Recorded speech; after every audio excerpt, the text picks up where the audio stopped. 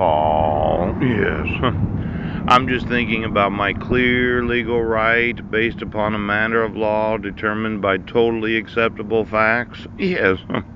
Then those clearinghouses where you have the debts and credits of its members. Poop. I know. And then there's that clerk of the court, the proceedings of the actual non-jury trial judge. Than to hold such recordings in their possession. Pooh.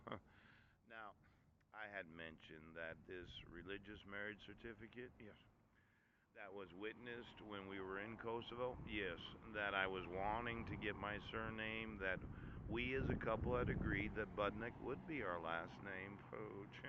And we went through a religious ceremony, a Christian religious ceremony, where a lot of Christians would say that you really can't divorce each other, unless there's marital unfaithfulness.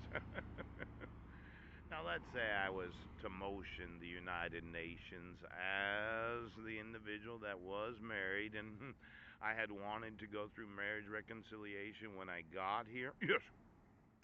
And I had called Healthy Families of Clallam County to find out if they got the documentation from the Attorney General on Guam that I had done 7 hours of parenting classes.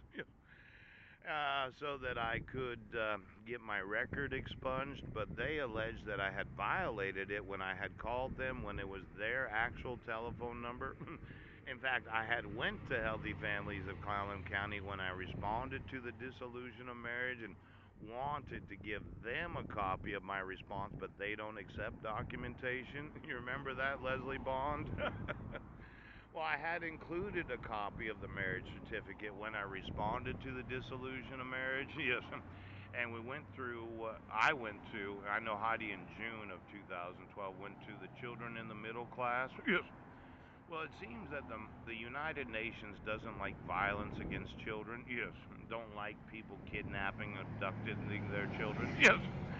And I was kind of thinking that it violates numerous laws and conventions of the United Nations to take a man's sons without any due process of law.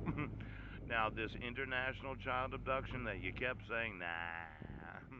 And then the disappearing of American citizens where you thought you did not have any obligation, and then the issuance of the protection order on July 31st of 2015 without any due process to me, because all you ever said was I was fucking crazy.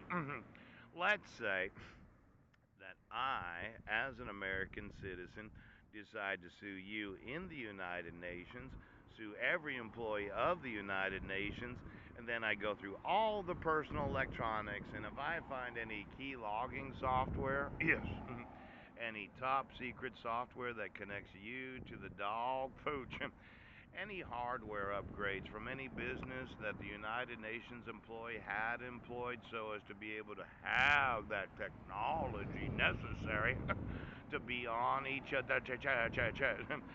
There's always this big question about exactly what clearinghouse has been clearing the checks of those that are employees of the United Nations. That not only do I have the right to sue them for the knowledge of the violating of the actual regulations and laws of the United Nations, as soon as I find out that they have anything illegal, pooch, I could find out the actual clearinghouse that has been clearing the wages and salaries of the employees of the United Nations. Now, do they have a direct deposit or electronic fund transfers?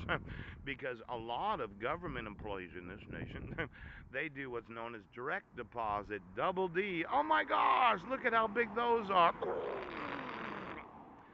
Why don't you get me all of the actual income of every employee in the United Nations, their personal electronics, and every clearinghouse?